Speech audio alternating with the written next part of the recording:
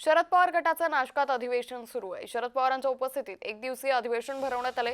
प्रदेशाध्यक्ष शशिकांत शिंदेंसह महत्त्वाचे नेते उपस्थित आहेत। सध्या सुरू असलेल्या आरक्षण मुद्द्यावर आगामी स्थानिक स्वराज्य संस्था निवडणुका यासह इतर महत्त्वाच्या विषयांवर मंथन केले जाते। आलेल्या पदाधिकाऱ्यांना काही तज्ञ आणि पक्षाचे नेते हे मार्गदर्शन करतायत।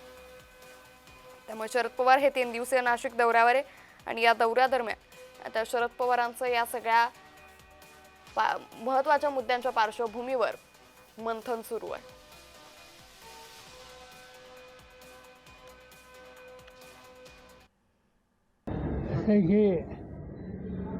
शिबिर नाशिकला घ्यावं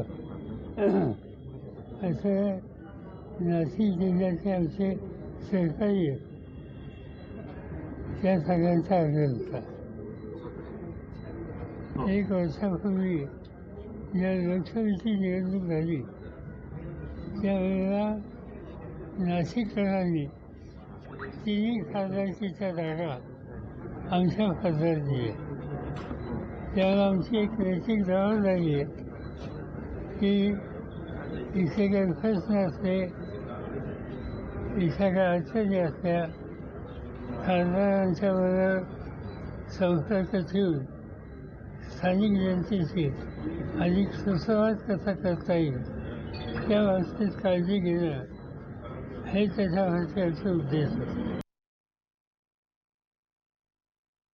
साहेब तुम्ही उशिरा आला, काय तुमची नाराजी वगैरे आहे का?